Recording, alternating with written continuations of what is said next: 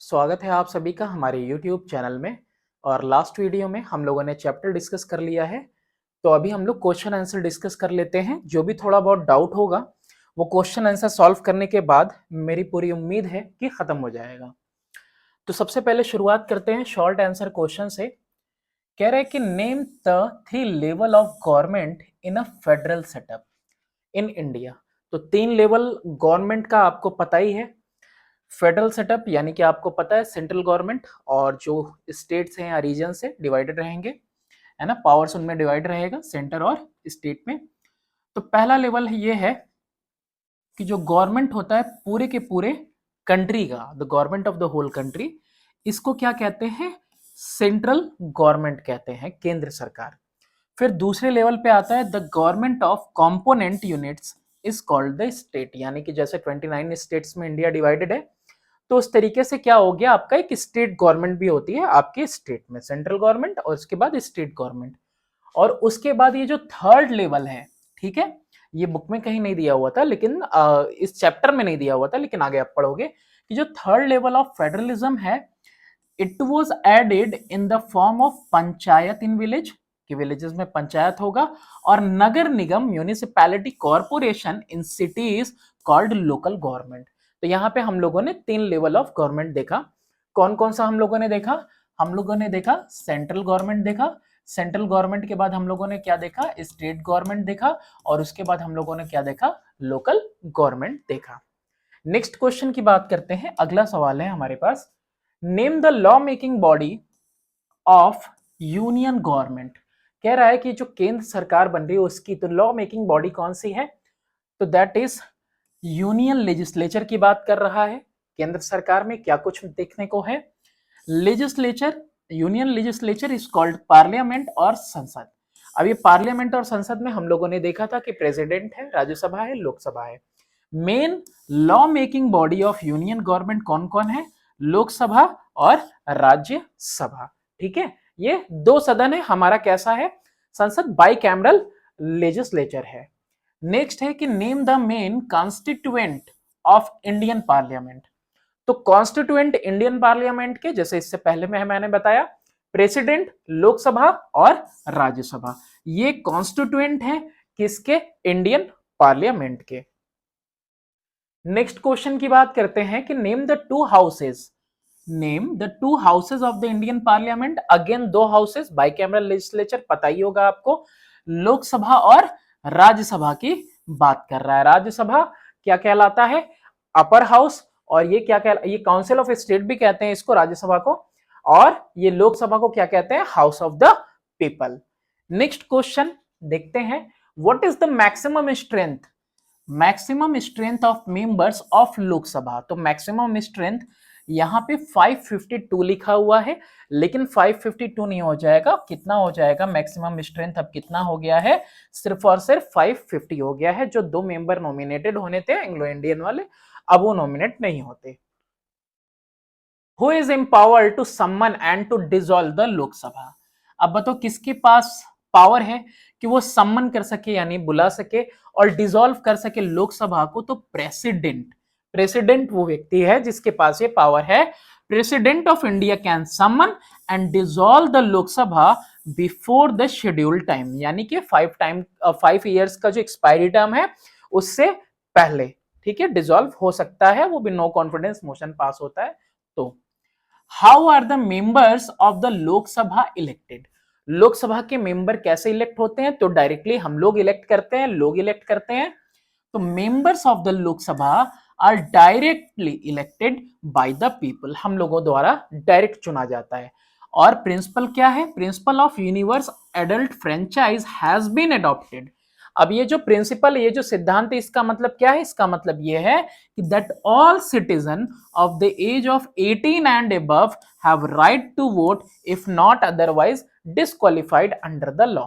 अगर किसी कानून के तहत अगर वो डिस्क्वालिफाइड नहीं है तो 18 साल के ऊपर जितने भी 18 साल के वयस्क हो चुके हैं, सबके पास ये अधिकार है कि वो वोट दें। What is the quorum? Quorum to hold the meeting of the लोक सभा। कोरम हम लोगों ने डिस्कस किया था कि मिनिमम नंबर ऑफ कैंडिडेट जिनकी रिक्वायरमेंट होती है मेंबर्स की, कि ताकि जो डेली का बिजनेस है वो ट्रांजैक्ट हो सके सदन के अंदर। तो यहां बोल रहा है कि लोकसभा चाहे राज्यसभा की बोले तो 1/10 of its member.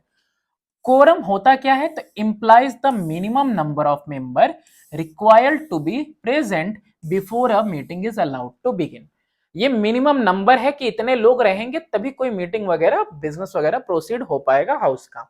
A quorum of the Lok Sabha is 1/10 of the total membership of each house. ठीक है, तो लोकसभा हो चाहे राज्यसभा हो 1/10 रहेगा। नेक्स्ट क्वेश्चन की बात करते हैं। नेक्स्ट क्वेश्चन है इसमें अभी देखो इसके आगे ये है कि this means that the house can not conduct it's proceeding and pass bills. अब देखो आंसर यहीं पे खत्म हो चुका है कि 1/10 पर्सन चाहिए। ये आपके समझने के लिए, आप चाहो तो कॉपी में चाहो लिखो या फिर ना लिखो। तो इसका मतलब क्या होता है, it means that the house can not conduct it's business, है ना, it's proceeding and pass bill and resolution without the presence of at least 1/10 of its total membership. जब तक 1/10 मेंबर्स प्रेजेंट नहीं रहेंगे तो कोई कार्य नहीं हो पाएगा, कोई प्रस्ताव वगैरह पारित नहीं हो सकता, ना कोई मीटिंग हो पाएगी। Speaker may adjourn the house और suspend the meeting until there is a requisite quorum। तो क्या कर दी जाएगी, सभा पूरी स्थगित कर दी जाएगी जब तक कि कोरम पूरा नहीं हो जाता, यानी इतने लोग नहीं आ जाते कि बिजनेस डेली का चल सके, है ना, डेली का काम हो। How are the speaker and the deputy speaker of the Lok Sabha elected. तो स्पीकर और डिप्टी स्पीकर कैसे इलेक्ट किए जाते हैं, जो रूलिंग पार्टी जीत के आती है उसी में से इलेक्ट किए जाएंगे। स्पीकर जो लोकसभा का है is elected from among the ruling parties own members. जैसे ही न्यू गवर्नमेंट फॉर्म होती है तो लोकसभा के अंदर अपने ही सदस्य में से एक सदस्य को ये चुन लेते हैं speaker. Soon after the newly elected house meets for the first time. पहली सभा जब लगती है तो उसी में स्पीकर को चुन लिया जाता है और डिप्टी स्पीकर को भी चुना जाता है in the same way as the speaker. और डिप्टी स्पीकर क्या करेगा, स्पीकर के एब्सेंस में वो सारे कर्तव्य निभाएगा जो स्पीकर का होता है। Who presides over the meetings of the Lok Sabha. Lok Sabha के अंदर जो मीटिंग चलती है उसकी अध्यक्षता कौन करता है, भाई स्पीकर है जिसको अभी चुना गया। इससे पहले वाले क्वेश्चन में हमने देखा तो speaker is only the presiding officer of meetings of the Lok Sabha. और राज्यसभा की अगर बात करें तो वाइस प्रेसिडेंट याद रखना है। नेक्स्ट क्वेश्चन है कि mention the occasion on which the president addresses a joint session of a parliament. तो कह रहा है कि ऐसा कौन सा मौका होता है, ओकेजन होता है, अवसर जिसको कह सकते हो, कि प्रेसिडेंट संबोधित करते हैं ज्वाइंट सेशन पार्लियामेंट का। ज्वाइंट सेशन का मतलब राज्यसभा और लोकसभा दोनों की एक साथ सिटिंग होती है।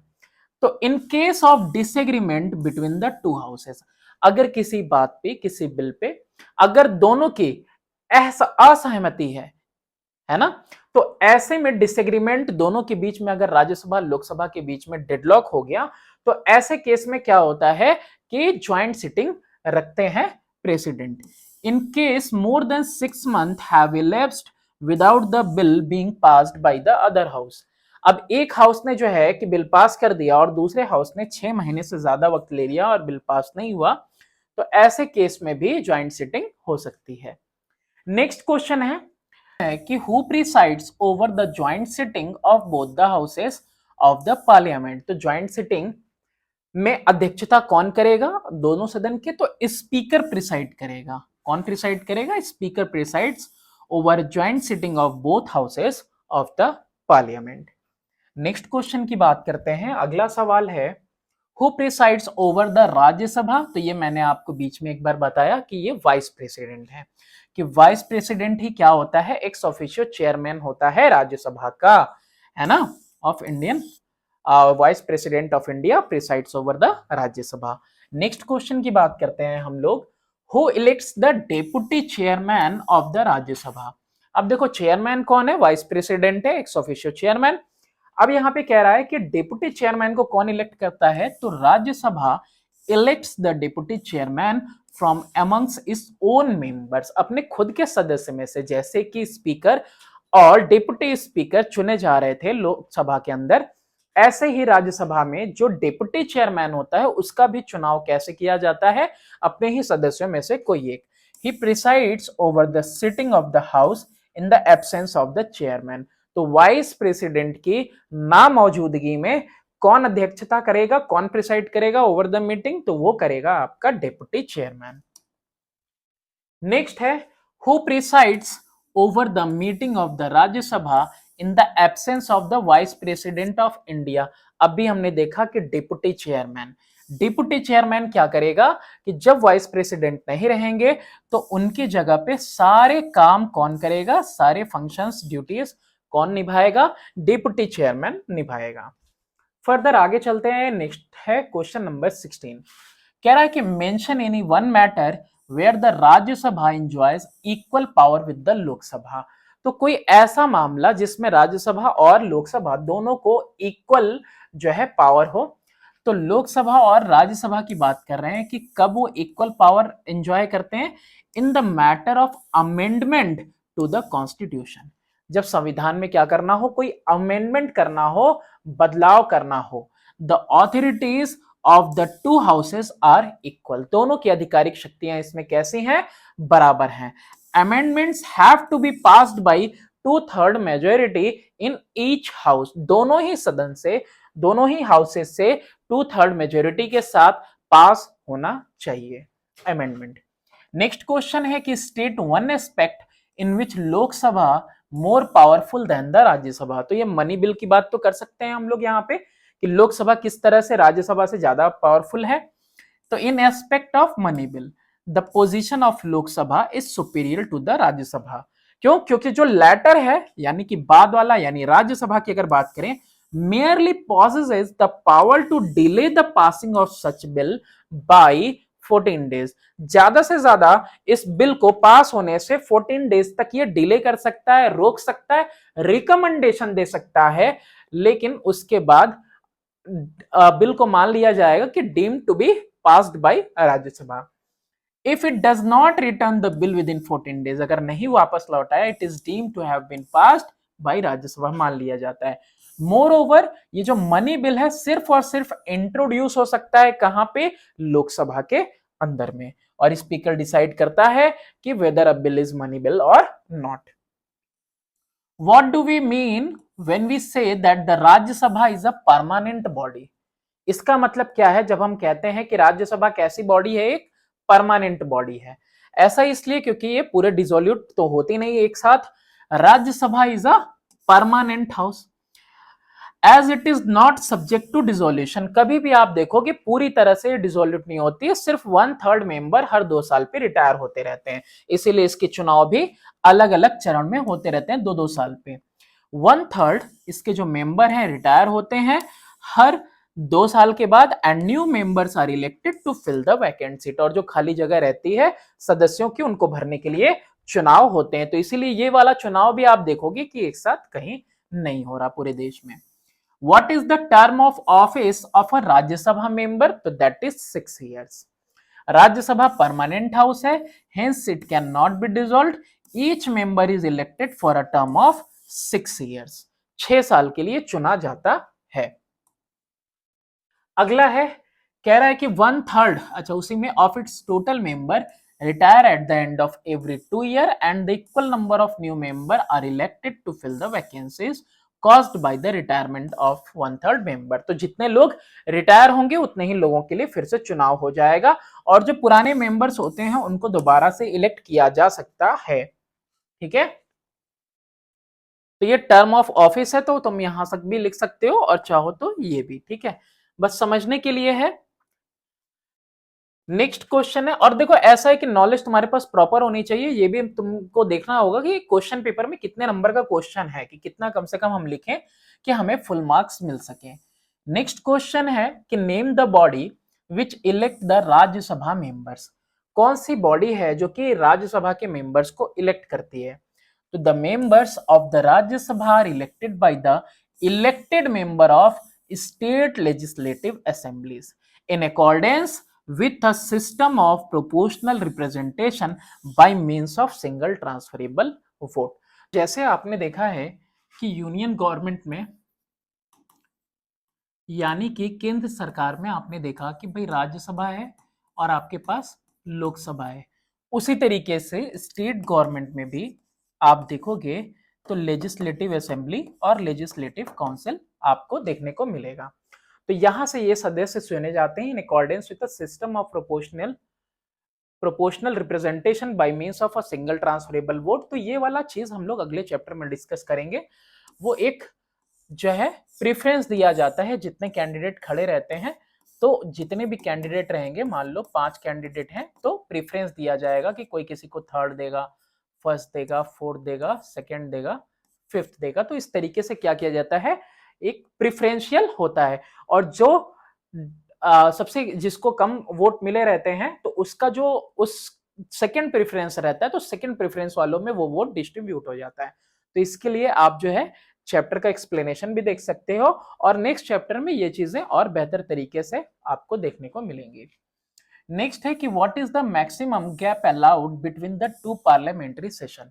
तो मैक्सिमम गैप कितना अलाउ होता है, सिर्फ और सिर्फ 6 मंथ, यानी इससे ज्यादा गैप नहीं होना चाहिए। Who is the ex officio chairperson of the Rajya Sabha, तो वाइस प्रेसिडेंट, यानी एक पद वाइस प्रेसिडेंट होने के नाते वो चेयरमैन भी है। ठीक है, तो that is called ex officio chairman. What is an adjournment motion, adjournment motion यानी कि ये जो स्थगन प्रस्ताव होता है, ये क्या होता है। तो ये एक एडजर्मेंट मोशन जो होता है मींस अ प्रपोजल, एक ऐसा प्रस्ताव होता है ये motion to lay aside all other business and take up a definite matter of urgent importance. यानी क्या करना है कि बाकी जो डेली का जो बिजनेस है, फंक्शन है, काम है, वो सब एक किनारे करना है। अब कोई ऐसा डेफिनेट मैटर है जो अर्जेंट इंपॉर्टेंस का है, जैसे कि कोई कैलेमिटी वगैरह आ गई, कोई एक्सीडेंट वगैरह हो गया, तो उसके लिए यहां पे देखो दिया हुआ है कि adjournment motion are generally allowed on subject in the death of several person. कई सारे लोगों की कोई मृत्यु वगैरह हो गई हो तो ऐसे केस में क्या होगा, सारे बिजनेस ट्रांजेक्शन जो है किनारे कर दिए जाएंगे और इस मुद्दे को सबसे पहले सामने रखा जाएगा। या फिर कोई डेयरिंग डकैती हो गई, कोई जो है प्राकृतिक आपदा आ गई, या फिर बिल्कुल वो फ्लड वगैरह आ गया, टोर्नेडो आ गया, या फिर कोई सांप्रदायिक हिंसा यानी कि कम्युनल टेंशन वगैरह हो गया, तो फिर इन मामलों को, अर्जेंट इंपॉर्टेंस वाले मामले को सामने रखा जाता है। बाकी सारी चीजें एक तरफ। Name the list which distribute the subject of legislation between the union and the state. Union और स्टेट के बीच में किस तरह से डिस्ट्रीब्यूट होता है लिस्ट के थ्रू। तो देखो, जो एक यूनियन लिस्ट होती है उनमें वो सब्जेक्ट्स होते हैं जिसके ऊपर केंद्र सरकार कानून बनाएगी। स्टेट लिस्ट में वो सब्जेक्ट्स होते हैं जिसके ऊपर स्टेट कानून बनाएगा। और कंकरेंट लिस्ट कौन सी लिस्ट होती है, जिसके ऊपर यूनियन और स्टेट दोनों मिलके कानून बनाते हैं। फिर इसके अलावा एक होता है रेसिड्यूरी लिस्ट, और उस पे कानून कौन बनाएगा, उसके ऊपर कानून बनाएगा आपका यूनियन गवर्नमेंट यानी कि केंद्र सरकार। जैसे कि आर्टिफिशियल इंटेलिजेंस है, क्रिप्टो करेंसी है, ये सारी चीजों पे कौन बनाएगा, तो इन सारी चीजों पे जो है आपकी केंद्र सरकार कानून बनाएगी।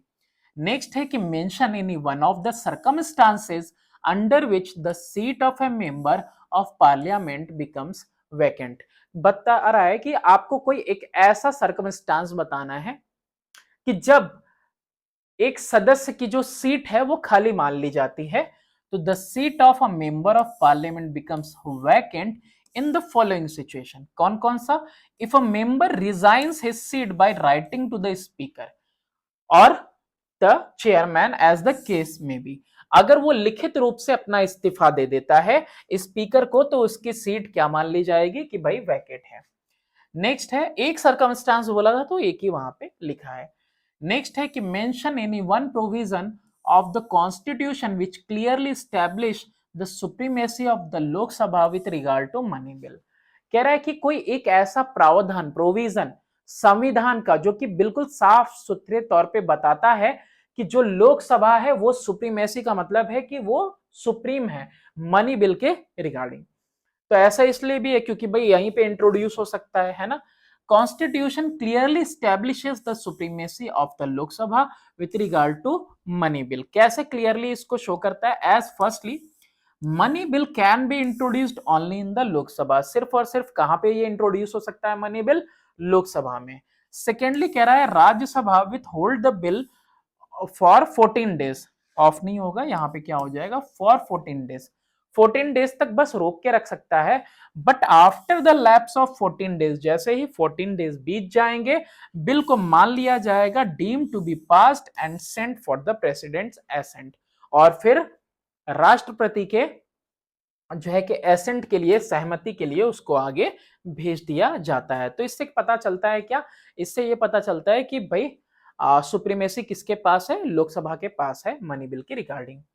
नेक्स्ट क्वेश्चन है कि which bodies have the right to legislate on subject in the concurrent list, तो दोनों कानून बना सकते हैं। कंकरेंट लिस्ट हमने अभी बताया कि स्टेट गवर्नमेंट और यूनियन गवर्नमेंट दोनों कानून इस पे बना सकती है।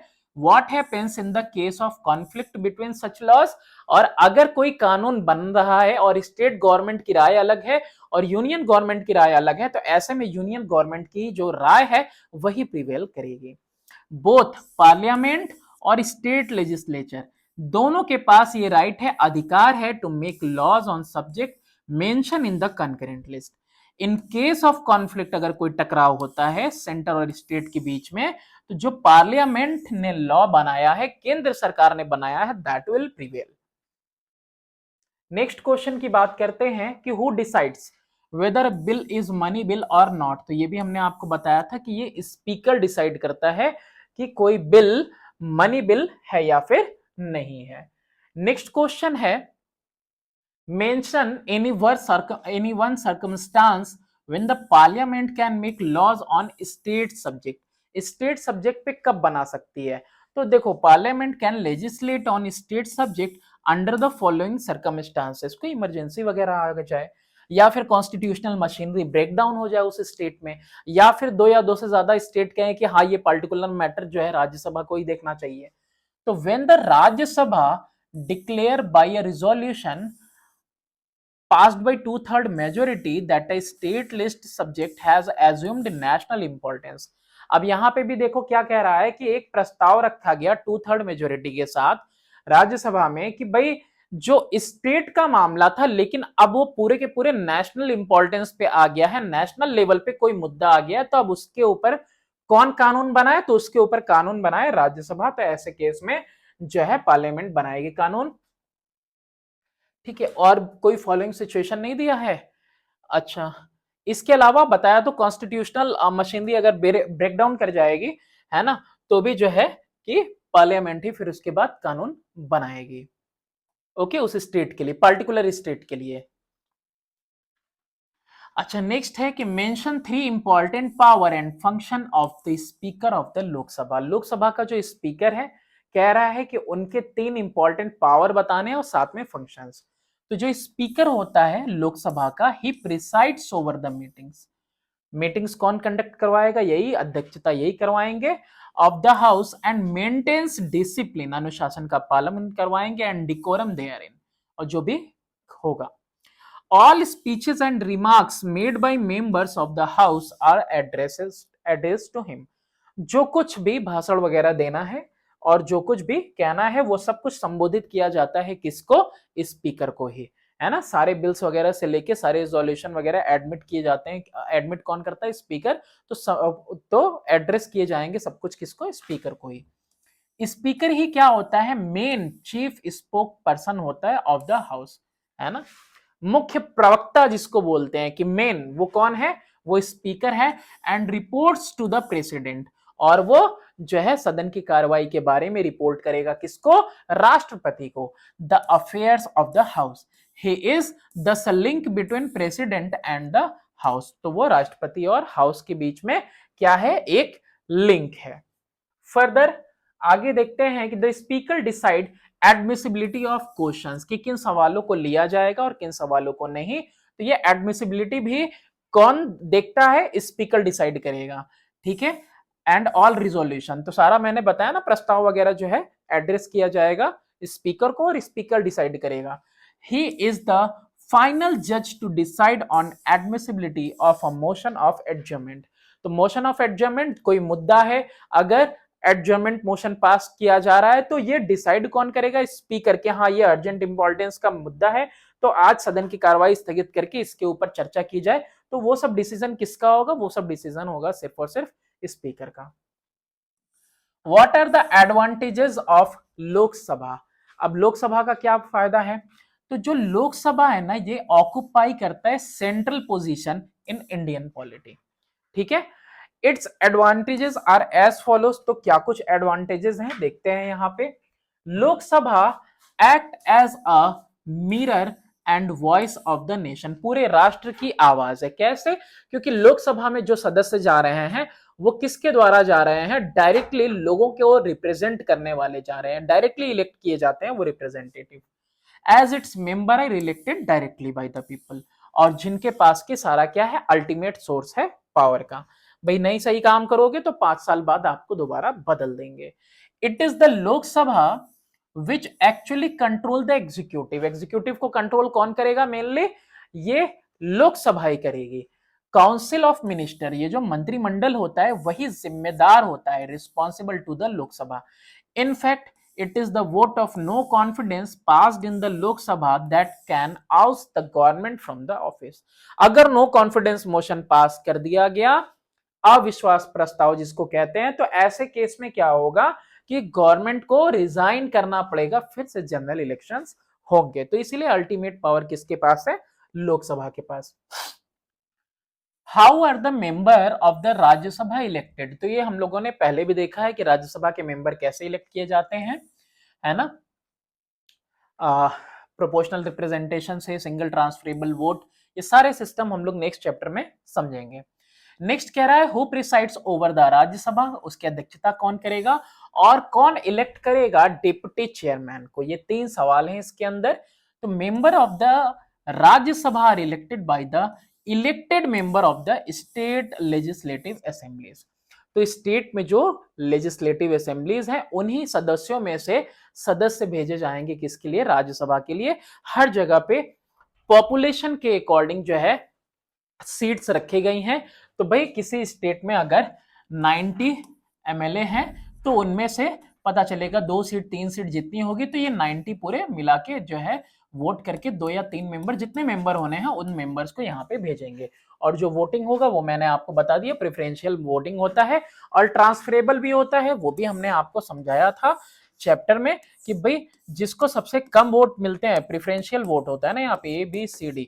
तो अगर मान लो जिसको इसको 1 वोट मिले हुए हैं और किसी एक मतलब किसी एक का ये पर्चा है ना, तो अब यहाँ पे इसको यहाँ पे 1 नंबर दिया गया, इसको 3 नंबर, इसको 2 नंबर और इसको 4 नंबर। तो अगर ये डिस्क्वालीफाई हो जाता है, ठीक है, अगर डी पूरे के पूरे राउंड में से, यहाँ पे राउंड हुई ए, फर्स्ट राउंड में गिनती हुई, अगर डी डिस्क्वालीफाई हो जाएगा तो इसका जो एक वोट है तो इसकी पर्ची देखी जाएगी कि ये फर्स्ट के बाद सेकंड प्रेफरेंस किसको दिया है, तो बी को दिया है। तो ये जो है अगर डी डिस्क्वालीफाई हो जाता है तो बी को इसका वोट चला जाएगा। तो ये सिंगल ट्रांसफरेबल वोट, ठीक है, accordance with a system of proportional representation by means of a single transferable vote. तो इस तरीके से चुने जाते हैं। अच्छा, अध्यक्षता कौन करेगा, तो vice president of India preside over the Rajya Sabha. इसके अलावा एक और सवाल था इसके अंदर, हाँ ठीक है, डिप्टी चेयरमैन के लिए सवाल था, क्या था कि how are the member of the Rajya Sabha elected, who preside over the Rajya Sabha, who elects the deputy chairman. तो डिप्टी चेयरमैन कौन इलेक्ट करता है, deputy chairman is elected from its own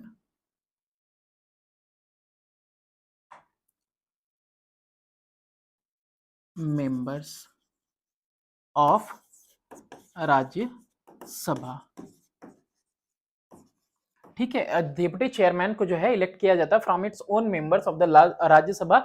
जो राज्यसभा में मेंबर्स होते हैं उन्हीं में से एक को चुना जाता है एज अ डिप्टी चेयरमैन। और डिप्टी चेयरमैन का काम तो आपको पता ही होगा कि चेयरमैन के ना रहने पे सारे कर्तव्य का पालन करेगा। What are the advantages of Rajya Sabha, जैसे लोकसभा के कुछ एडवांटेजेस हमने देखे थे कि अल्टीमेट पावर लोकसभा के हाथ में रहती है। तो यहाँ पे कह रहा है कि क्या एडवांटेजेस हैं राज्यसभा के। तो एडवांटेजेस हम लोग देखते हैं कि राज्यसभा सर्व करता है as a check upon hasty और रैश लेजिस्लेशन। अब यहाँ पे क्या कह रहा है कि जल्दबाजी वगैरह उतावलेपन में जो लेजिस्लेशन होता है, जल्दबाजी में कोई कानून वगैरह बन जाना या कोई ऐसा कदम उठाना, तो उसके ऊपर क्या करता है, ये चेक अपॉन करता है, यानी कंट्रोल करता है, नियंत्रण करता है।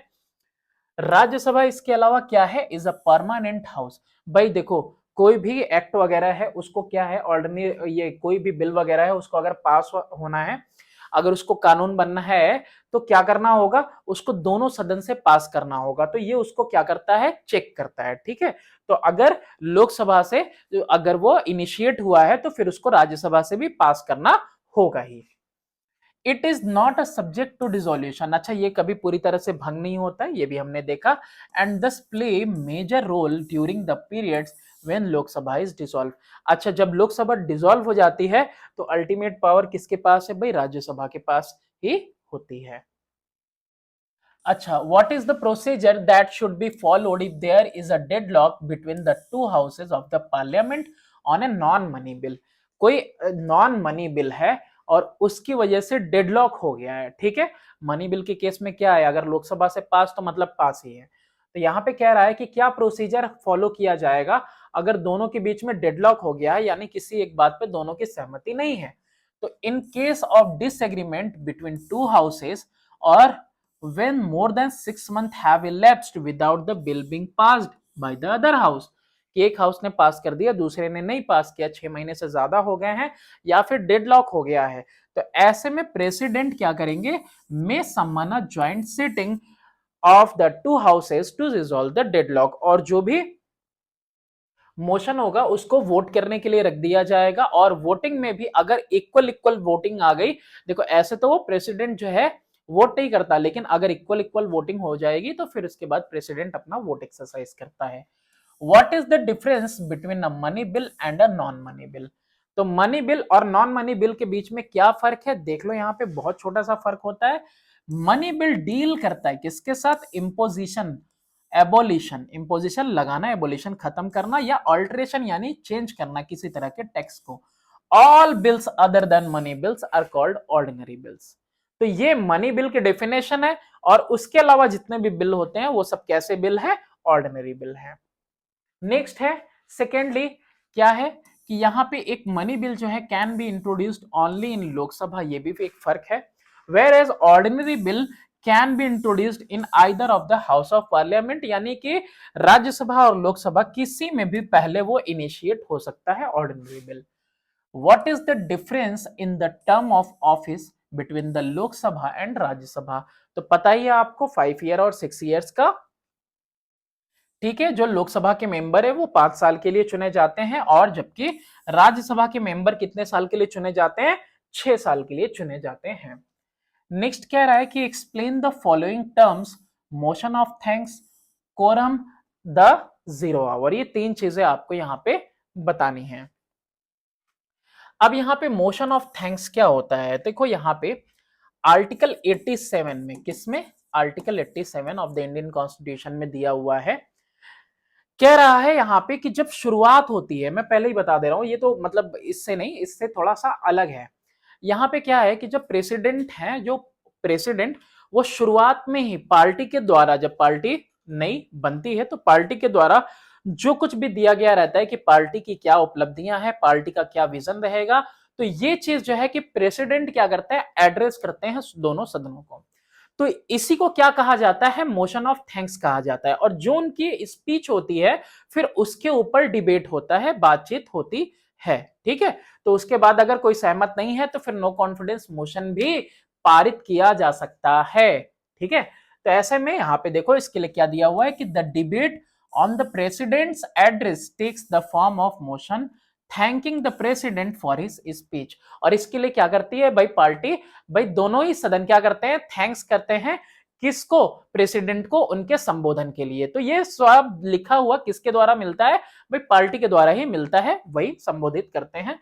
It is moved by some member and seconded by another member. तो ये होता है आपका मेनली मोशन ऑफ थैंक्स, ये सत्र के शुरुआत में होता है। ठीक है, beginning of the session.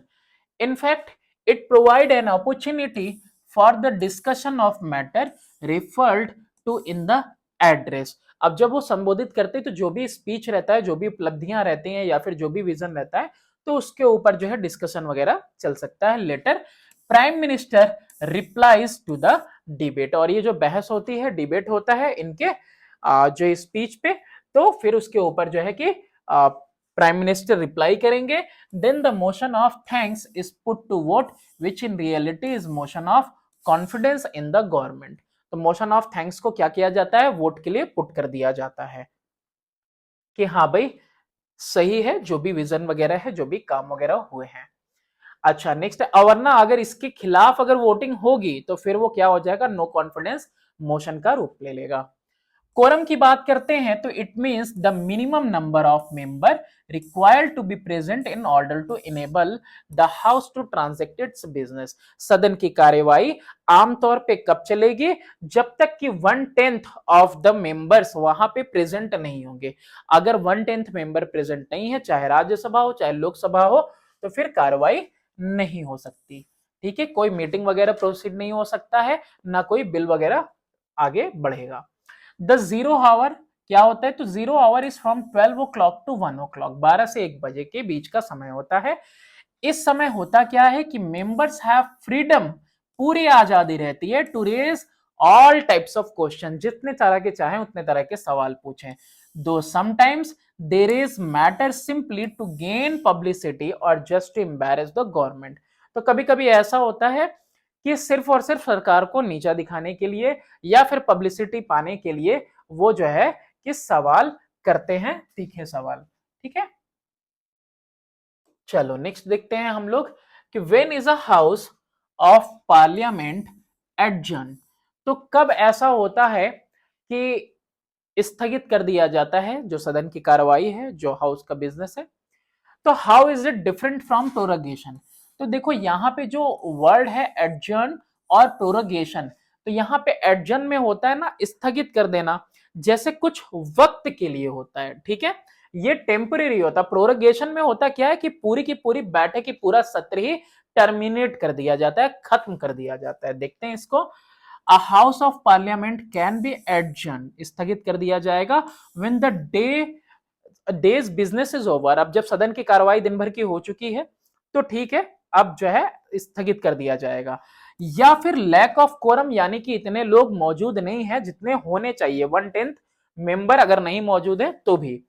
अच्छा, when the presiding officer finds that no business can be transacted because of unruly scenes in the house, unruly मनमाना सीन अगर चल रहा है हाउस के अंदर, तीखी नोक झोंक चल रही है, बहस चल रही है, कुछ उठा के फेंक वेक रहे हैं एक दूसरे की तरफ, तो ऐसे में भी प्रिसाइडिंग ऑफिसर यानी स्पीकर की बात हो रही है, तो वो क्या कर सकता है, सदन की कार्रवाई को स्थगित कर सकता है। ठीक है, and adjournment suspend the sitting of the house while prorogation ends the session। यहां पे क्या कह रहा है, देखो कह रहा है एडजर्नमेंट क्या करता है, सस्पेंड कर देता है, निलंबित कर देता है, सिटिंग ऑफ द हाउस की बैठक नहीं होगी, लेकिन प्रोरोगेशन क्या करता है, पूरे सत्र को ही टर्मिनेट कर देता है, खत्म कर देता है। नेक्स्ट क्वेश्चन है कि in what 3 ways does the parliament exercises control over the executive.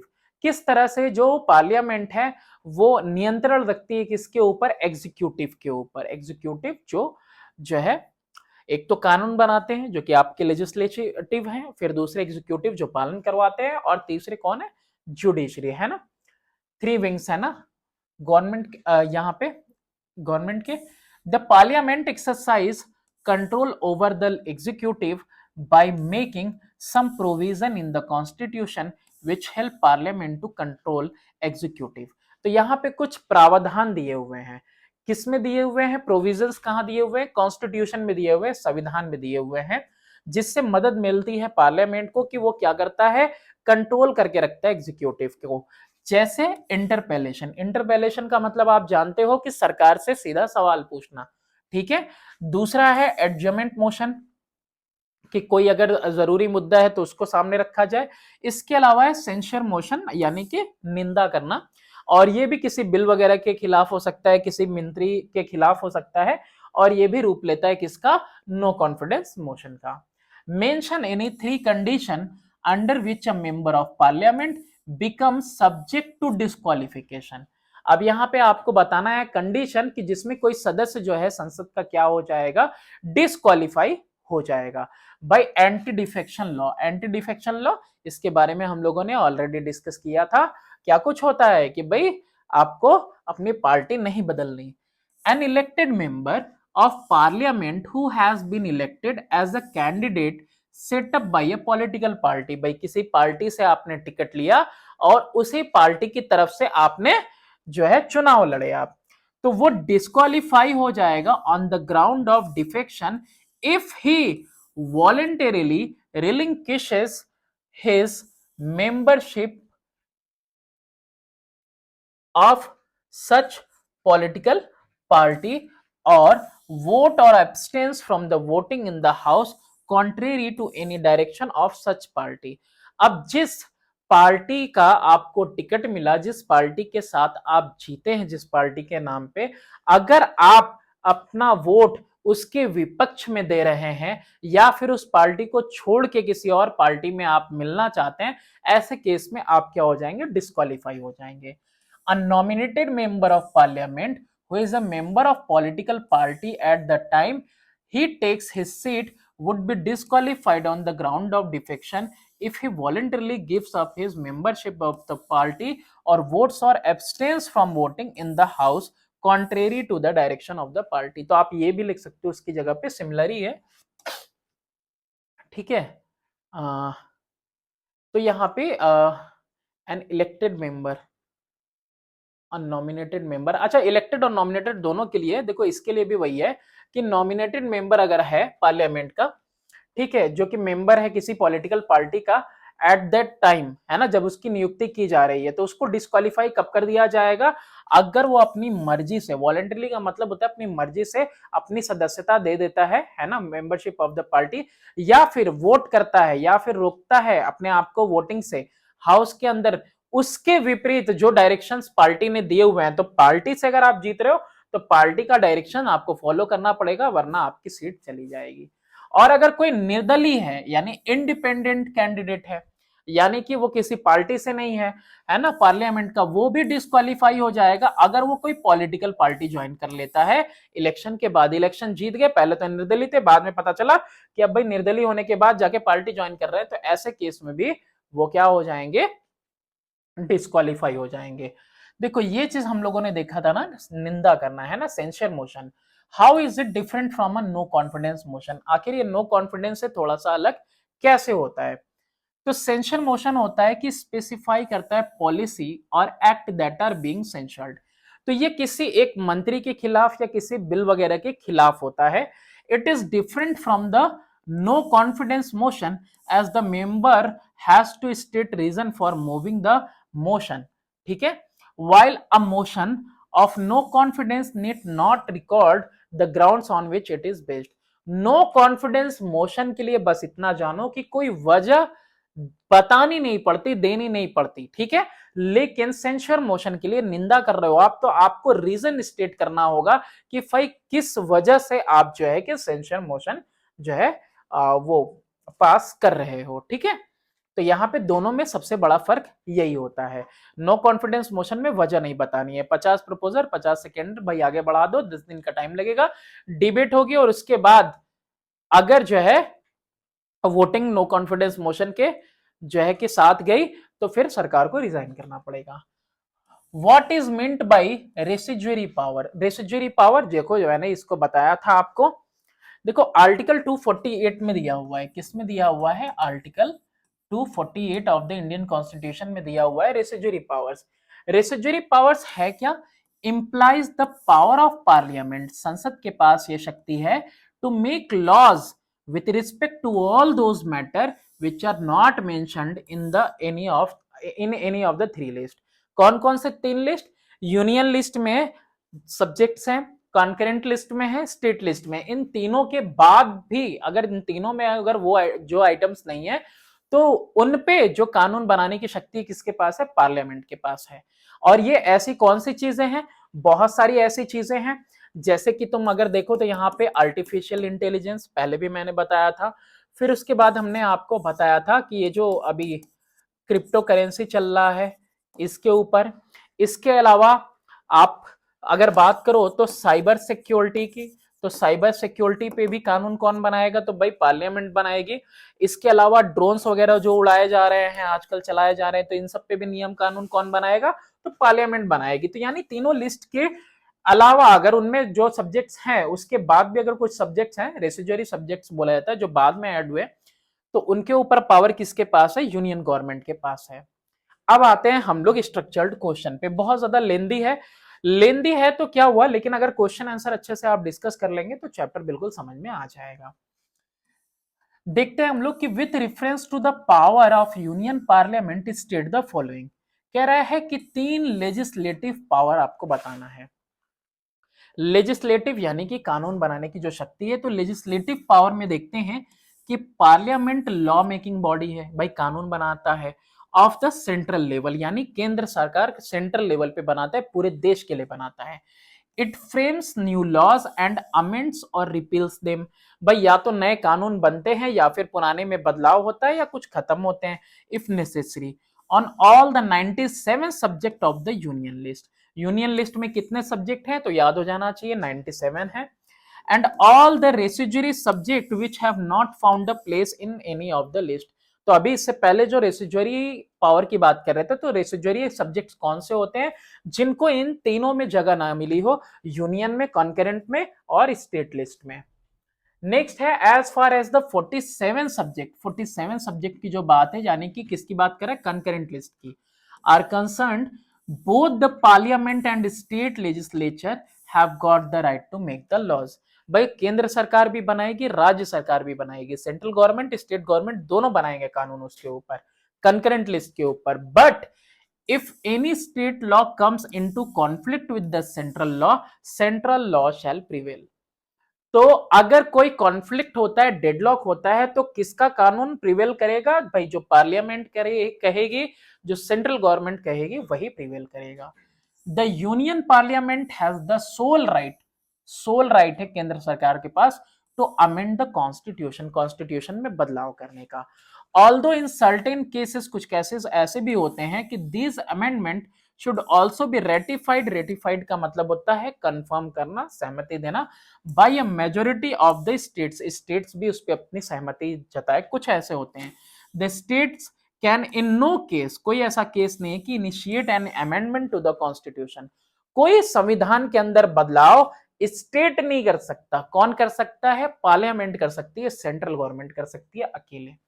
तो 3 पावर हम लोगों ने वहां लेजिस्लेटिव देख ली। अब यहाँ पे दूसरा उसी का पार्ट है, 3 ऑफ इट्स फाइनेंशियल पावर। तो पहला है annual budget, the statement of the source of income and items of expenditure for coming year is presented in the parliament by the union minister for finance with the prior approval of the president। तो president का approval ले लिया जाता है और उसके बाद जो केंद्र मंत्री होता है, केंद्र सरकार में जो मंत्री होता है, फाइनेंस मिनिस्टर होता है, वो पूरा इनकम और एक्सपेंडिचर की लिस्ट पेश करता है, पूरा स्टेटमेंट। नेक्स्ट है कि parliament is empowered to vote a cut in the budget और to reject it as a whole. तो पार्लियामेंट के पास ये भी शक्ति है कि भाई वो क्या कर सकता है, वोट अ कट यानी कि कमी के लिए वोट कर सकता है या बजट में, या फिर क्या कर सकता है, रिजेक्ट कर सकता है बजट को पूरी तरह से। नेक्स्ट है कंसोलिडेटेड फंड ऑफ इंडिया। तो ये क्या है, ये संचय निधि होती है, यानी कि जो भी इनकम होते हैं, रेवेन्यूज अलग अलग जगह से आते हैं, तो वो पूल्ड होते हैं टुगेदर एक में, ताकि स्मूथ फंक्शनिंग चल सके सरकार की। ठीक है, तो जब पैसे वगैरह, बजट वगैरह पास नहीं होता है, तो कंसोलिडेटेड फंड से ही पैसे निकाले जाते हैं, है ना, अगर बजट पास नहीं हुआ है तो। Some item of the budget are charged from the consolidated fund of India. तो कुछ ऐसे आइटम्स भी हैं कि जिनका बजट जो है चार्ज किया जाता है कहां से, संचय निधि, इसको हिंदी में बोलते हैं कंसोलिडेटेड फंड से। तो मैंने बताया कि रेवेन्यूज वगैरह यहाँ पे पुल टुगेदर रहते हैं ताकि स्मूथ फंक्शनिंग हो सके। बजट पास नहीं होता है तो फिर इसी से लिया जाता है एडिशनल या supplement. The parliament has right to debate over these item but it can not vote on them. तो पार्लियामेंट के पास अधिकार होता है कि वो क्या कर सके, डिबेट कर सके इन आइटम्स के ऊपर भी। अच्छा, नेक्स्ट है सैलरी और अलाउंसेस जो मिनिस्टर्स को मिलते हैं। तो it is the privilege, privilege का मतलब होता है विशेष अधिकार है किसके पास, पार्लियामेंट के पास खास तौर पे, to decide the salaries and allowances of its own members. जो सदस्य हैं संसद के, तो भाई संसद ही उनके ऊपर कानून बनाती है कि भाई कितना इनको जो है कि ये सैलरीज वगैरह भत्ता वगैरह मिलेगा। And also those of the ministers and the chief justice and जजेस of the supreme court and the high court. इसके अलावा सैलरी और अलाउंसेस जो चीफ जस्टिस ऑफ इंडिया को मिलने हैं, जो सुप्रीम कोर्ट के जज को और हाई कोर्ट के जज को, वो सब भी कौन निर्धारित करेगा, वो सब भी निर्धारित करेगा संसद। नेक्स्ट है कि 4 ऑफ इट्स एडमिनिस्ट्रेटिव और एग्जीक्यूटिव पावर। लेजिस्लेटिव पावर हमने देखा, फाइनेंशियल पावर हमने देखा, अब कौन से पावर्स देखते हैं, एग्जीक्यूटिव पावर। तो एग्जीक्यूटिव पावर में देखो, यहां पे एग्जीक्यूटिव पावर देखो किस तरह से वो कंट्रोल करता है एग्जीक्यूटिव पावर। तो पहला यहां पे डिवाइस है question hour. An hour a day in the daily routine of the parliament when in session is reserved for asking question from the government. तो जो ट्रेजरी बेंच होता है भाई, जो सरकार रहती है ना, रूलिंग पार्टी रहती है, उससे किसी भी तरह उससे सवाल पूछे जाते हैं, ठीक है। तो क्वेश्चन आवर उसी के लिए होता है। अच्छा, जो मेंबर्स हैं can ask any question relating to the administration of the state, state पे किस तरह से शासन चल रहा है, क्या कुछ कार्रवाई हो रही है, तो उसके लिए कोई भी सवाल कोई मेंबर पूछ सकता है। और जो मिनिस्टर्स हैं, मंत्री हैं, जो कंसर्न मिनिस्टर हैं विभाग के, उनको उसका जवाब देना ही पड़ेगा, they are bound to reply, ठीक है। नेक्स्ट है vote of no confidence. If a government flouts अनादर करती है कॉन्स्टिट्यूशन का and acts in contravention of the provision thereof, यानी कि कुछ प्रावधान दिया हुआ था उसके खिलाफ कॉन्ट्रावेंशन, उसके विपरीत कोई काम करती है, the government can be voted out of office by passing a vote of no confidence against them and is such a case the and in such a case is नहीं, in such a case the whole ministry has to resign। no confidence motion अगर पास हो गया तो पूरी की पूरी ministry को क्या करना पड़ेगा, रिजाइन करना पड़ेगा और फिर से जनरल इलेक्शंस होंगे। इसके अलावा क्या है, मॉनेटरी कंट्रोल। एग्जीक्यूटिव के ऊपर किस तरह से कंट्रोल होता है वही देख रहे हैं हम लोग। तो मॉनेटरी कंट्रोल थर्ड है कि the parliament can hold the string of the government tight by voting a cut in the annual or supplementary budget or a cut in the salaries of the minister in the face of opposition from the treasury benches। तो यहाँ पे क्या है, monetary control भी कर सकती है कि भाई बजट भी कर सकती है, और साथ ही साथ जो भत्ता है, सैलरी है, उसमें भी कटौती कर सकती है, ठीक है। तो इस तरह से कंट्रोल करेगी। इसके अलावा अदर मोशंस ऑफ सेंसस, कह रहा है कि parliament can exercise its control over the government by a number of other motions, जैसे कि एडजमेंट मोशन से, रिजेक्शन ऑफ गवर्नमेंट बिल से, which is passed amount to no confidence. तो इन सारे मोशन से भी क्या करती है कि कंट्रोल रखती है। और यहां पे सेंसस भी होना चाहिए, आई थिंक सेंसर होना चाहिए, ठीक है। चलो नेक्स्ट देखते हैं। सेकंड क्वेश्चन है कि with reference to the composition, composition के हिसाब से लोकसभा के answer the following question. Composition के क्या कुछ उसमें है constituent. What is the maximum strength fixed by the constitution. तो ये 552 पहले था, अब कितना हो गया 550। नई किताब में मे बी आपको मिल जाए कि 550 यही है। What is the term of the house, तो ये भी आपको पता ही है कि टर्म कितना है। ये एंग्लो इंडियन वाला ही तो, टू नॉमिनेटेड एंग्लो इंडियन, यही तो खत्म हुआ है, तो इसीलिए नंबर्स कितने हो गए, मैक्सिमम 550 स्ट्रेंथ हो गया है। नेक्स्ट कह रहा है what is the term of the house, तो 5 years। By whom and on whose advice can Lok Sabha be dissolve, तो प्रेसिडेंट, ठीक है। और एडवाइस कौन देगा, बाय प्राइम मिनिस्टर। अच्छा, the term of the Lok Sabha कितना है, 5 year। It can be dissolve before the expiry of the normal time by the president on the advice of prime minister, बताया ना। Again its life can also be extended for 1 year at a time of a period during national emergency, तो 1 साल तक और जो है extend किया जा सकता है इसके पीरियड को। अच्छा, a new Lok Sabha must be elected, अगर एक्सटेंड हुआ तब की बात कर रहा है, within 6 months after the national emergency is declare to have ended, जैसे ही एंड हो जाएगा वैसे ही 6 महीने के अंदर नई लोकसभा जो है बन जानी चाहिए। लोकसभा में be dissolved by the president before the expiry of the term on the advice of prime minister, ये दूसरी बार आ गया, ठीक है। तो इतना यहाँ पे नहीं लिखना है, बस वहीं तक, ठीक है। चलो आगे देखते हैं, नेक्स्ट क्वेश्चन देखते हैं। देखो क्वेश्चन के आंसर आपको अलग अलग भी अलग नहीं मिलेंगे। क्वेश्चन का आंसर तो जो मेन बेसिक जो कहना चाहता है वो तो सेम ही मिलेगा, कहीं लेंदी कहीं शॉर्ट मिल सकते हैं, उससे कोई दिक्कत नहीं है। यहाँ पर्टिकुलर हम लोग जो डिस्कस कर रहे हैं समझने के लिए कर रहे हैं, ठीक है। State any 3 qualification needed to contest for the Lok Sabha seat, अगर लोकसभा सीट पे दावेदार बनना है, आपको कॉन्टेस्ट करना है इलेक्शन, तो ऐसे में क्या करना पड़ेगा, फॉलोइंग क्वालिफिकेशन देखनी पड़ेगी। आपको सिटीजन होना चाहिए इंडिया का, आप इंडिया के नागरिक रहेंगे तभी ये अधिकार आपको मिलेगा।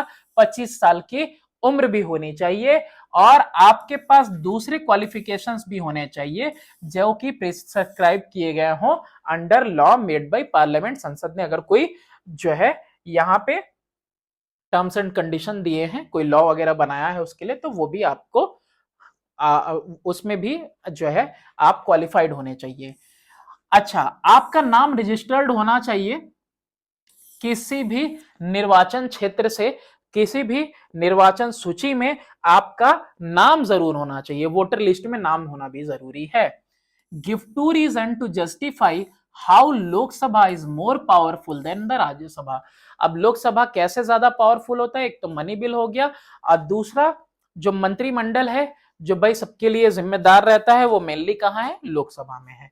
तो देखते हैं यहाँ पे कि with respect to financial relation in financial sphere, अगर हम लोग देखें अगर फाइनेंशियल स्फेयर में, तो राज्यसभा यहाँ पे कमजोर होता है लोकसभा से। और ऐसा क्यों, इसलिए क्यों, क्योंकि मनी बिल सिर्फ और सिर्फ इंट्रोड्यूस हो सकता है कहां पे, लोकसभा के अंदर। पहली बात, राज्यसभा सिर्फ डिले कर सकता है मनी बिल को, सिर्फ कितने दिन के लिए, 14 दिन के लिए, और 14 दिन के बाद ये मान लिया जाता है कि राज्यसभा की तरफ से स्वीकृति मिल गई है, the bill is considered to have been passed by both the house, है ना। और फिर वहां से क्या कर दिया जाता है, भेज दिया जाता है बिल को राष्ट्रपति के जो है एसेंट के लिए, यानी कि उनकी सहमति के लिए। With respect to executive relation, executive वाला भी मैंने आपको बताया, वो भी देखो। अगर एग्जीक्यूटिव स्फेयर में हम लोग देखें तो जो पोजीशन है राज्यसभा का वो कमजोर है देन द लोकसभा। क्यों, क्योंकि article 75 of the constitution make the council of minister responsible to the Lok Sabha. जो मंत्रिमंडल है वो रिस्पॉन्सिबल होता है किसके लिए, सिर्फ और सिर्फ लोकसभा के लिए। Lok Sabha can remove the council of minister from office by passing a vote of no confidence. ऐसा कुछ भी राज्यसभा में नहीं हो सकता। नो कॉन्फिडेंस मोशन कहां पास होगा, तो लोकसभा में ही पास होगा और काउंसिल ऑफ मिनिस्टर को जो है रिजाइन करना पड़ेगा और फिर से जनरल इलेक्शन होंगे। तो Rajya Sabha can make minister responsible by asking question, सवाल तो पूछ सकते हो, seeking information regarding the administration of the state. आप जो है एडमिनिस्ट्रेशन के बारे में जो शासन आप कर रहे हैं वो स्टेट के ऊपर, उस पे आप सवाल वगैरह तो कर सकते हैं, क्रिटिसाइज कर सकते हैं उनकी नीतियों को, पॉलिसीज को गवर्नमेंट की। And by tabling the call attention motion, Rajya Sabha can not pass a vote of no confidence. ये सब कुछ राज्यसभा तो कर सकता है लेकिन नो कॉन्फिडेंस मोशन नहीं पास कर सकता against the council of minister nor adjournment motion. तो इसीलिए राज्यसभा के पास कम पावर है किससे, लोकसभा से। नेक्स्ट क्वेश्चन नंबर 3 है, with reference to the power and function of the speaker, speaker के जो भी पावर्स है और फंक्शन है जो वो काम करता है, स्टेट द फॉलोइंग। क्या कुछ कह रहा है कि any 3 function to regulate proceeding of the house, जो सदर की कार्रवाई है उसको शुरू करने के लिए क्या कुछ उसका काम है। तो प्रिसाइडिंग ऑफिसर ऑफ लोकसभा उसको क्या कहते हैं, स्पीकर। तो स्पीकर के पास क्या कुछ पावर है इसमें, देखते हैं हम लोग।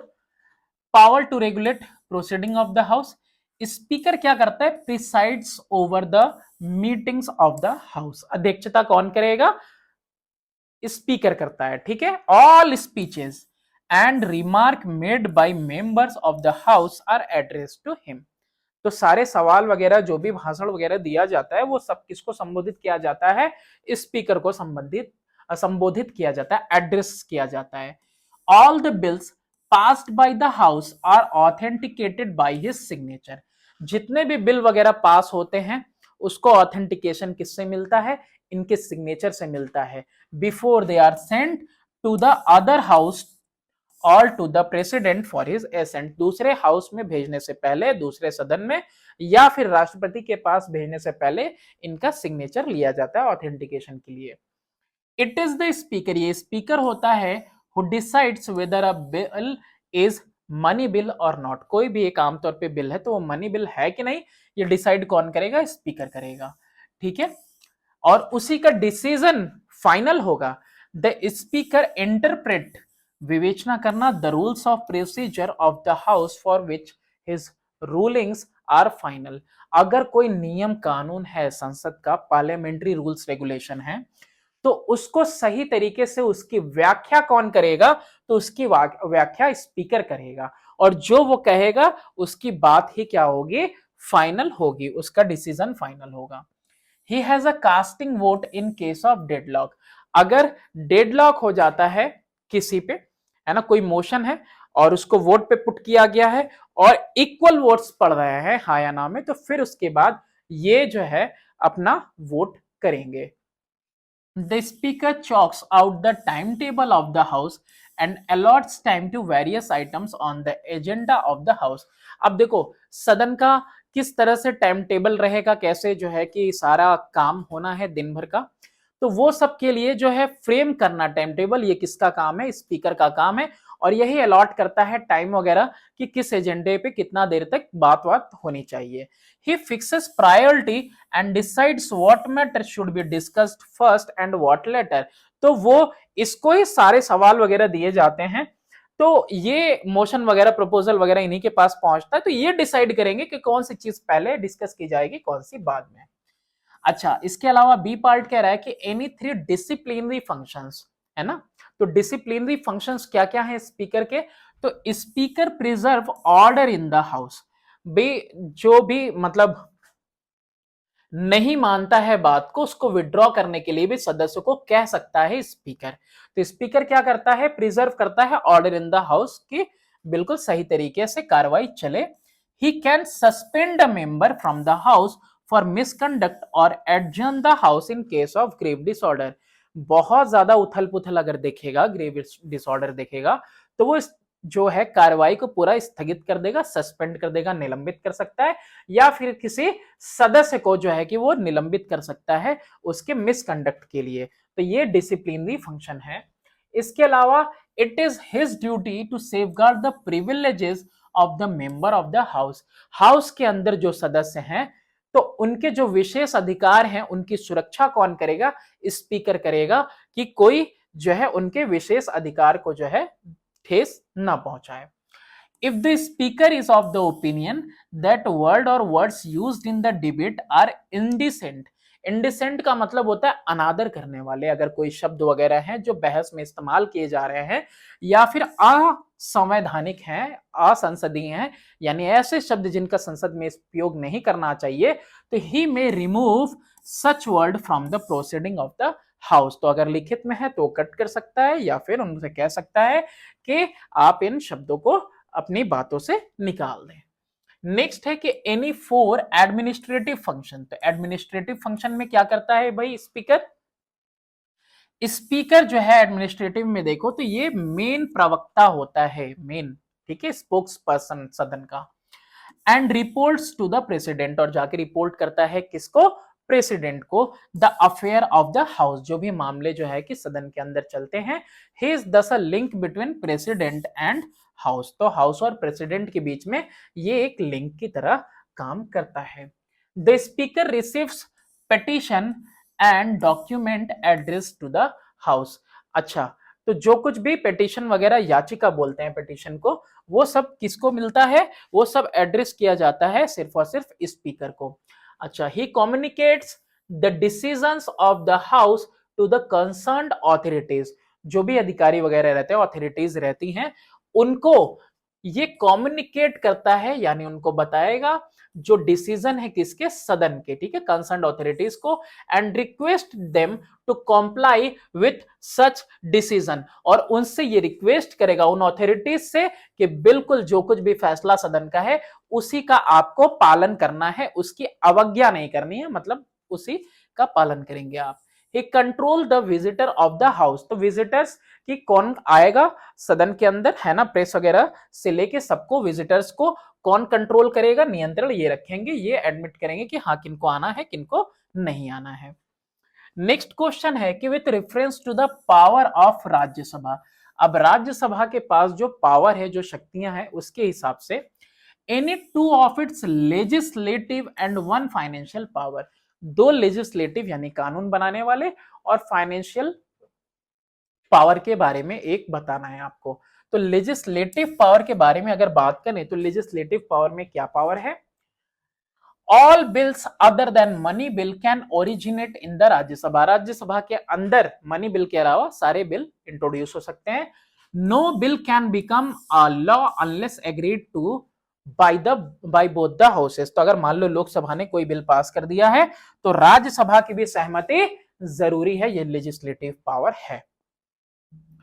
नेक्स्ट है in case of disagreement the president may summon both the house in a joint meeting, at the joint sitting questions are decided by a majority of members of the house present and voting. तो यहां पे कह रहा है, deadlock की बात कर रहा है कि अगर ऐसा कुछ हो जाता है तो प्रेसिडेंट जो है सम्मन करते हैं दोनों हाउसेस को, ठीक है, एक साथ बैठक होती है। अच्छा, तो ये चाहो तो यहाँ पे इसका कोई जरूरत नहीं है, इसको चाहो तो ना लिखो तुम, ठीक है। यहाँ पे दो पावर हमने यहाँ पे देख लिया, डिस्कस कर लिया। चलो इसके अलावा हम लोग देखते हैं नेक्स्ट, फाइनेंशियल पावर की बात करें तो in financial matters Lok Sabha he supreme होती है, राज्यसभा के पास सिर्फ एडवाइजरी रोल रहता है, सिर्फ रिकमेंडेशन वगैरह दे सकता है। मनी बिल ओरिजिनेट होती है कहां पे, लोकसभा में ही सिर्फ ओरिजिनेट हो सकती है। After a money bill has been passed by Lok Sabha, Lok Sabha ने अगर पास करके राज्यसभा भेज दिया है रिकमेंडेशन के लिए, तो राज्यसभा उसको वापस करेगी हर हाल में 14 दिन के लिए, 14 डेज के अंदर, 14 दिन तक, ठीक है, सिर्फ रख सकती है, उसके बाद वापस कर देगी। और जो रिकमेंडेशन होगा, जो एडवाइजरी रोल है, कुछ अगर रिकमेंडेशन वगैरह है तो लोकसभा के ऊपर है कि वो चाहे तो माने या ना माने। नेक्स्ट है कि any three of its administrative power, तीन एडमिनिस्ट्रेटिव पावर के बारे में यहां पे कह रहा है। तो एडमिनिस्ट्रेटिव पावर यानी शासन करने की जो शक्ति है उसके बारे में बात कर रहा है। Constitution hold the council of minister responsible only to Lok Sabha, अब जो मंत्रिमंडल है जैसे हमने पढ़ा था कि वो सिर्फ किसके लिए रिस्पॉन्सिबल है, लोकसभा के लिए। दो the Rajya Sabha can also exercise control over means of questions discussion and debate, तो बताया हमने कि राज्यसभा क्या कर सकता है, राज्यसभा उनकी निंदा कर सकता है भाई, उनके साथ डिबेट कर सकता है, सवाल पूछ सकता है। More over ministers may be appointed from its members, minister उनके सदस्य में से भी चुने जा सकते हैं। The constitution permits a minister who is not a member of the Rajya Sabha, क्या कह रहा है, संविधान परमिट करता है एक मिनिस्टर को जो कि राज्यसभा का मेंबर नहीं है, take part in its proceeding, however he has no right to vote, कि वो प्रोसीडिंग के अंदर पार्ट तो ले सकता है लेकिन उसको कोई वोट का राइट नहीं है, ठीक है। अगर कोई मंत्री है जो कि राज्यसभा का मेंबर नहीं है तो उसकी प्रोसीडिंग में हिस्सेदारी ले सकता है, बस कास्ट नहीं कर सकता, वोट वो देख सकता है, बैठ सकता है, ठीक है। In two of its exclusive power, exclusive power का मतलब होता है कि सिर्फ उसके साथ बाकी किसी के पास नहीं, ऐसे पावर को एक्सक्लूसिव पावर बोलते हैं। तो constitution recognizes Rajya Sabha as the house of representing the state of the Indian union, कि जो भारतीय संघ के जो स्टेट्स हैं उसको रिप्रेजेंट कौन करता है, तो राज्यसभा रिप्रेजेंट करता है। Therefore it enjoy some special power which are exclusive to the Rajya Sabha and not enjoyed by Lok Sabha. अब इसको चाहो तो लिखो या फिर ना लिखो, ठीक है, क्योंकि यहाँ पे डायरेक्टली तुम आंसर अभी नहीं है, पहला क्या है, अब यहाँ पावर की बात यहाँ हो रही है। Firstly Rajya Sabha may in the national interest declare by a resolution that parliament should make laws with to a matter in the state list. तो कह रहा है कि यहाँ पे कि राज्यसभा नेशनल इंटरेस्ट के लिए यानी कि पूरे देश के हित के लिए एक प्रस्ताव ला सकती है, प्रस्ताव से बता सकती है पार्लियामेंट को कि कानून बनाना चाहिए जो कि स्टेट लिस्ट के अंदर है, ठीक है, उसके ऊपर भी कानून बनाने के लिए कह सकती है। Secondly, it may declare that the creation of a knew all India services is in national interest. जैसे आईएएस है, एग्जामिनेशन होते हैं तो इंडियन एडमिनिस्ट्रेटिव सर्विसेज है, ऐसी ही कोई दूसरी सर्विस भी अगर वो चाहे तो स्टार्ट कर सकती है। देयर अपॉन पार्लियामेंट क्या कर सकती है, क्रिएट कर सकती है न्यू सर्विस। थर्डली, इसके अलावा resolution for impeaching the vice president, दोषारोपण करके अगर हटाना है वाइस प्रेसिडेंट को तो it can be initiated only in Rajya Sabha. Fourthly, इसके अलावा Rajya Sabha has the power to constitute or abolish the second house in the state legislative. तो इसके अलावा राज्यसभा के पास पावर क्या है कि वो कॉन्स्टिट्यूट कर सकती है, बना सकती है या फिर एबॉलिश कर सकती है, भंग कर सकती है सेकेंड हाउस को स्टेट लेजिस्लेटिव में भी। ठीक है, स्टेट में भी होता है ना, विधान परिषद की बात कर रहा उसकी। नेक्स्ट है कि with reference to the differences in the powers of the two houses answer the following question. क्या कह रहा है कि दोनों हाउसेस के पावर में डिफरेंस तो है, हमने देखा कुछ एक्सक्लूसिव पावर ऐसे हैं जो सिर्फ राज्यसभा के पास है, कुछ एक्सक्लूसिव पावर ऐसे हैं जो सिर्फ और सिर्फ किसके पास है, लोकसभा के पास। तो यहां पे बोल रहा है कि उसके regarding what is the difference in term of office between the Lok Sabha and Rajya Sabha. तो ये तो हमें पता है 5 साल लोकसभा और 6 साल का राज्यसभा का टर्म है, एक परमानेंट होता है एक टेम्परेरी होता है। Next, what is the procedure that should be followed if there is a deadlock between the two houses.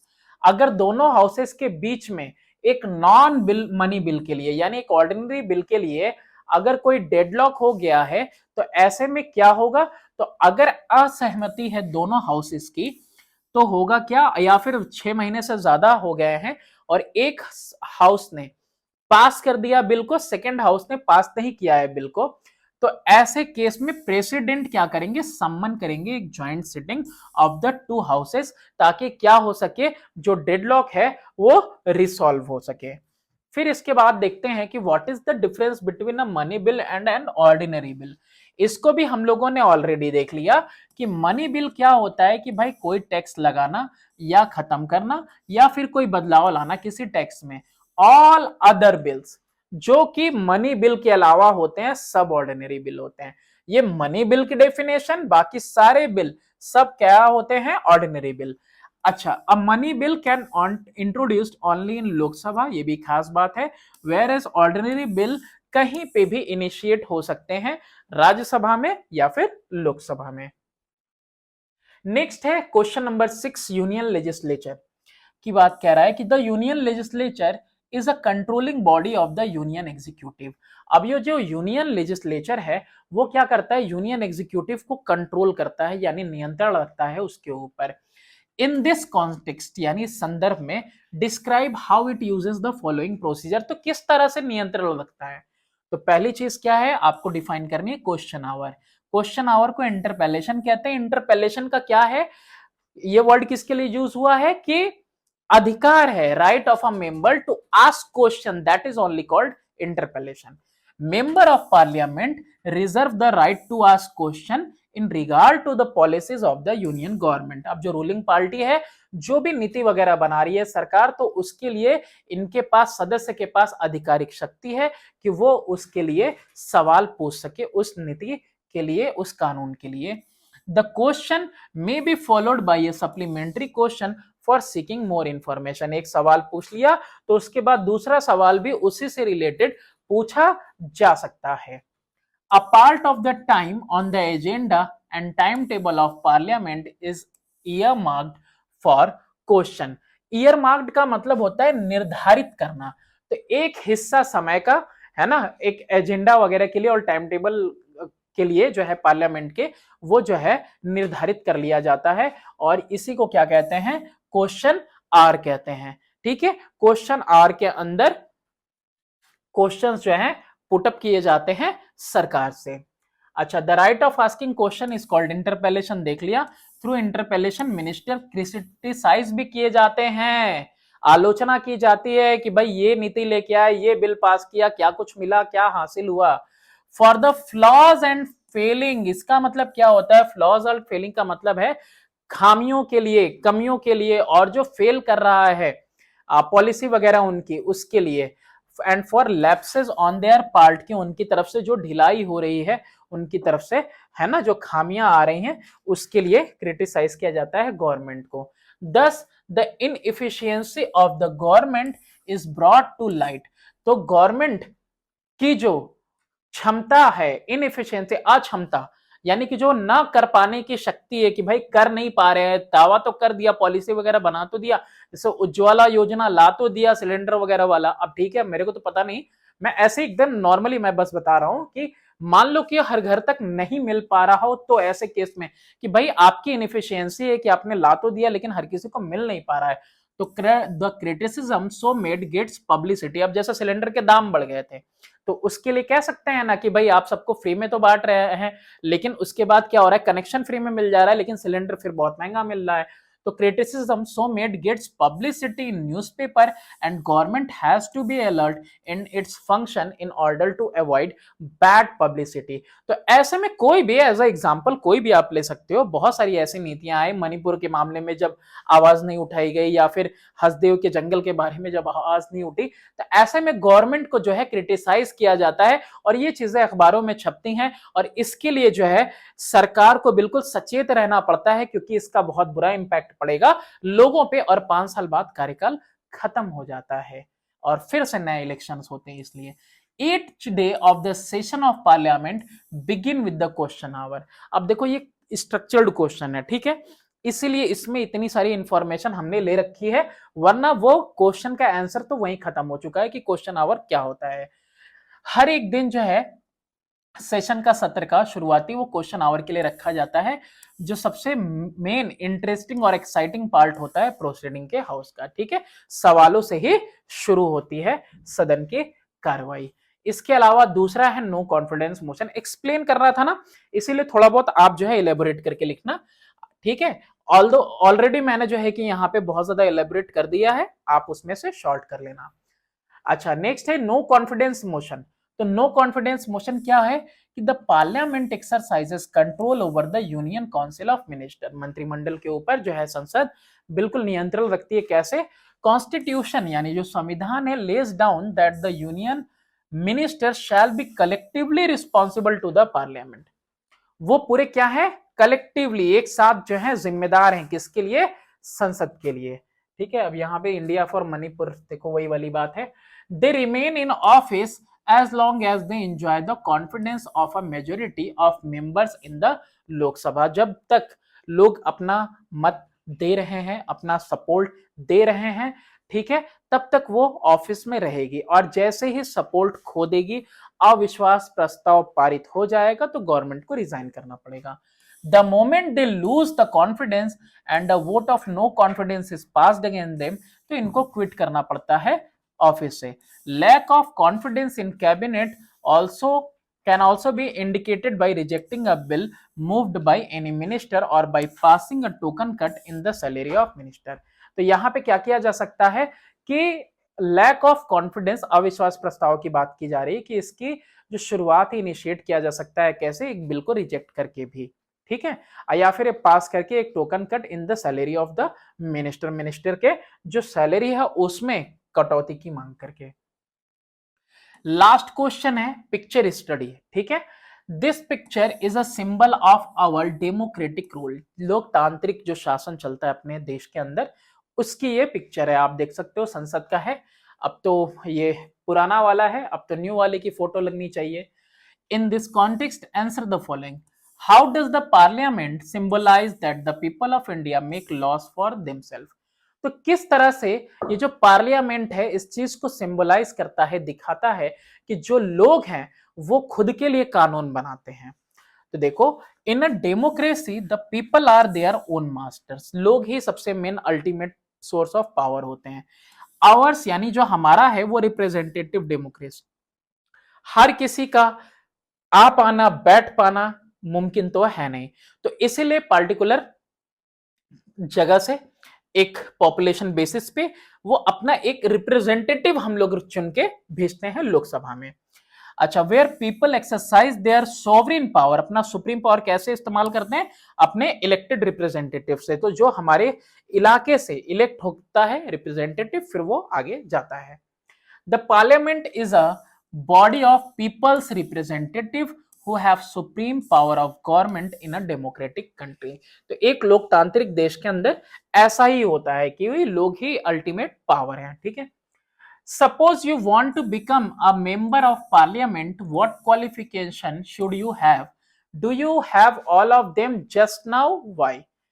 तो क्वालिफिकेशन की बात कर रहा है कि भाई क्या कुछ क्वालिफिकेशन होनी चाहिए और तुम्हारे पास सारी क्वालिफिकेशन है कि नहीं।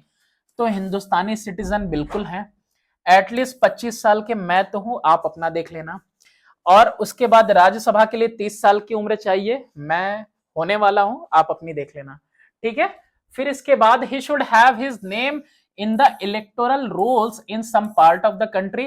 तो मेरा यहाँ पे नाम है इलेक्टोरल रोल में, लेकिन आपका अभी नहीं होगा क्योंकि आप तो 18 के बाद ही अपने आप को रजिस्टर करवा पाओगे। ही should not be an insolvent, यानी कि डेप्ट वगैरह में नहीं होना चाहिए, कर्जे वगैरह में नहीं होना चाहिए, ठीक है। और उसके पास एबिलिटी, क्षमता होनी चाहिए कि वो अपने खर्चे वगैरह संभाल सके। ही should not hold any office of profit under the government, और कोई सेंट्रल गवर्नमेंट या स्टेट गवर्नमेंट के अंडर में वो जो है कोई जो है पोस्ट पे नहीं होना चाहिए।